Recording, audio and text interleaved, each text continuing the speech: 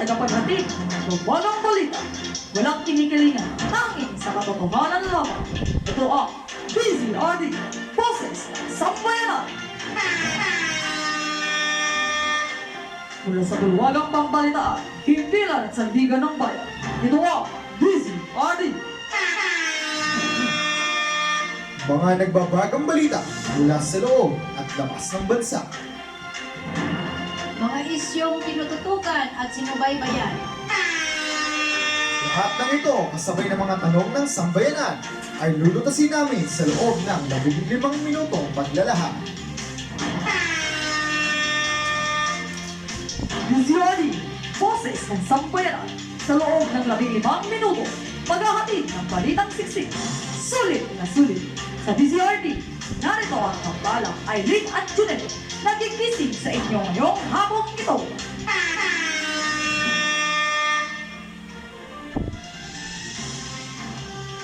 Ang oras natin ngayon ay 24 na minuto, makalipas ang alas 3 ng hapon. Isang mapagpalang araw, Pilipinas! Ito ang inyong kaibigan, Aileen Poasa. Ang ating inyong kagabay, Junel De Leon. At ngayon, nakikinig sa Bagong Balita, Pilipinas!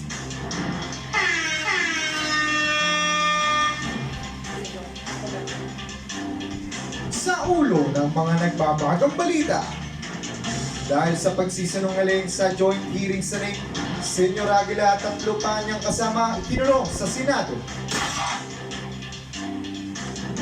Pilipinas naghain ng diplomatikong protesta laban sa China. Pulis, naagawan ng baril. Magandang umaga, Luzon, Visayas, Mindanao. Ikinulong si Senyor Aguila at ang 3 pang kasama nito dahil sa umanong nagsinungaling ito sa Senate hearing. Narito ang report ni Vice Original. Dahil umano sa pagsisinungaling sa joint hearing ng Senate Committee on Public Order and Dangerous Drugs at Committee on Women, Children, Family Relations, and Gender Equality, hinawakan ng Senado ang pinuno ng umano'y kulto na si J. Renz Kilario, alias Senyor Aguila at 3 pa kasama niya.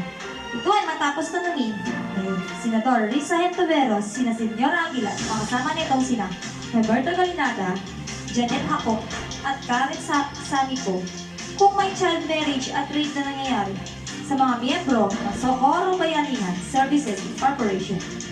Marihing itinanggi ng 4 na nasabing akusasyon. Hindi nasiyahan si Hontiveros sa sagot ng mga leader ng kulto, kaya pinautos niya na i-content ang 3 habang walang senador na tumutukoy sa motion at inilagay sila sa kustodiya ng Senate Sergeant at Arms. Sa nasabing pagdinig, emosyonal din inarap ng mga minor de edad na biktima ng kulto ang pang-abusong dinanas ng mga ito nang hindi nila sinunod ang utos ng SBSI, kabilang na ang pagkulong sa kanila sa mga foxholes, paglangoy sa tinatawag na Aroma Beach na isang hukay na lugar na puno ng dumi at ihi ng tao. Naging emosyonal at umiyak ang ilang kabataang saksi habang ikinuwento ang kalupitan, ang pang-aabusong dinanas nila sa kamay ng pinuno ng mga kulto.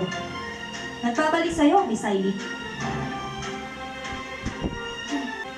Naghain ng diplomatikong protesta ang Pilipinas laban sa bagong mapa ng China. Narito ang ulat ni Nino Villegas. Naghain ng Huwebes ng diplomatikong protesta ang Pilipinas laban sa isang bagong mapa na nagpapakita ng pinalawag na pag-angkin ng teritoryo ng China, kabilang ang mga bahagi ng West Philippine Sea. Itinampok sa mapa ang isang 10-dash line na dati isang 9-dash line na di umano ay nagpapakita ng mga hangganan ng China sa daluyan ng tubig. Ang sabi ng Department of Foreign Affairs, DFA, nagprotesta na laban dyan. Tinatanggihan iyan at patuloy na isinusulong ang mapayapang pag-ayos ng mga hindi pagkakaunawan sa bagay na iyon. DFA Daniel Espiritu said, in a Palace briefing, ang protesta ay sinampa. Iyak na mas maaga kaysa ngayon, ani niya. Nagbabalik sa iyo, Mr. Duke. Para sa ibang balita, kami ay magbabalik pagkatapos ng 30 segundo.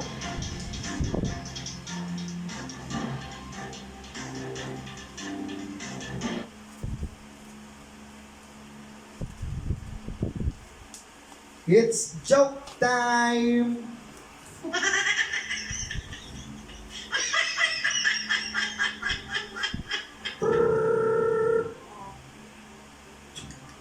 Hello? Oh. Bakit ka nasa pa? Teka lang, sandali lang. Pare, yung anak ko kasi bumili sa tindahan ng kape. Nasa pack daw. Ha? Sino? Bakit sinapak? Hello? Oh? Okay. Sige. Pare, hindi pala nasa pack. Bumili ng kape, nasa pack. Wala sa baso.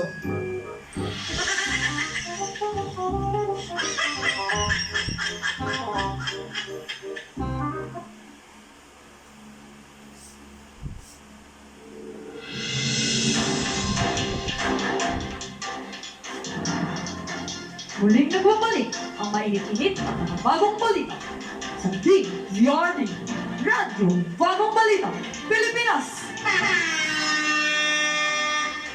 Isang pulis sa Paranaque ang inagawa ng baril ng isang lalaki habang nagbabantay sa sementeryo. Narito ang ulat ni Gerald Okit. Pasok! Sugatan ng isang pulis na nakabantay sa tapat ng sementeryo nang barilin ng isang lalaki na umago ng kanyang baril habang ang una ay nakatayo sa tabi ng mobile patrol car sa San Dionisio, Paranaque nitong araw ng Undas, Nobyembre 1. Nadaplisan sa ulo at mga galos ang pinamunang biktimang si Police Corporal Roselito Talayon na nakatalaga sa San Dionisio Police Substation ng Paranaque City Police Station. Konserte naman at ditinamaan ang kasama nito na si Police Corporal Adrian Manatad na nakatalaga din sa naturang substation na makipagputukan sa suspect na kinilalang si Luigi Moraga Ganosa alias Toto Negro. 21 anyos, tubong lalawigan ng Leyte at residente ng Phase 1 Creekside, Barangay Monroe, Paranaque City. Sa ulat ng Paranaque City Police Station, dakong alas 12:25 ng madaling araw nang maganap ang insidente sa harap ng Paranaque Cemetery sa Tramo 2, Barangay San Dionisio. Batay sa investigasyon at nakuhang CCTV footage, ang dalawang pulis na nakatalaga sa nasabing sementeryo para sa standby point area at police visibility ay nasa tabi ng kanilang mobile car nang lapitan ng isang suspect. Pinuntirya ng suspect na agad lapitan si Corporal Dalayon at sinunggaban ng kamay ang kaniyang service firearm. Nakipambuno naman ang pulis at nang maagaw ang kaniyang baril ay agad siyang pinutukan ng suspect. Agad namang rumisponde ng putok si Corporal Manatad na kamuntikan ng tamaan ng bala bago pa tumakbong papatakas ang suspect na bitbit ang inagaw na baril. Sa ikinasang follow-up operation ng San Dionisio Substation, agad namang nadakip ang suspect. Positibong kinilala ng nakasaksi at ng dalawang pulis ang suspect.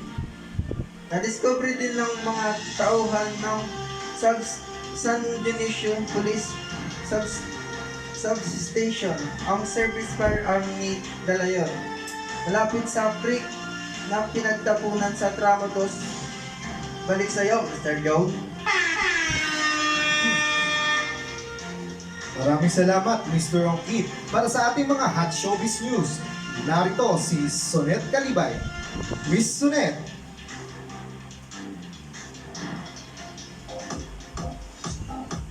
Salamat sa iyo, Mr. June. Marian Rivera, napawaw at napahanga ang million viewers na tila wala daw itong kupas sa pagsayaw. Iba pa rin talagang tinaguri ang kapuso primetime queen na si Marian Rivera Dantes dahil kahit siya ay masyadong aktibo sa paggawa ng mga proyekto sa telebisyon, humakot kaagad ng milyon-milyon views ang latest TikTok video niya. Habang sinusulat ang balitang ito ay umabot na sa 33.7 million views ang TikTok challenge niyan habang sumasayaw ng remix version ng Price Tag ni Jessie J. Pati sa dating Twitter ay talaga namang trending si Mrs. Dantes. At ito naman ang says ng mga ating netizens. Marian Rivera is still very beautiful no matter what she is signs up for. Grabe, may bago na namang gagayahin. Ang simple lang ng damit niya pero lutang pa rin ang ganda. Effortless, beautiful, and she still has it. Hindi pa masyadong active ngayon si Marian ha, marami nang nakakamiss sa kanya.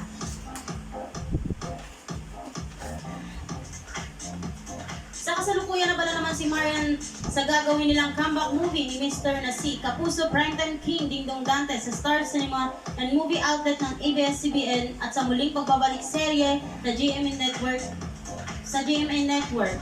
At yan ang chika natin ngayong Huwebes. Balik sa iyo, Mr. June!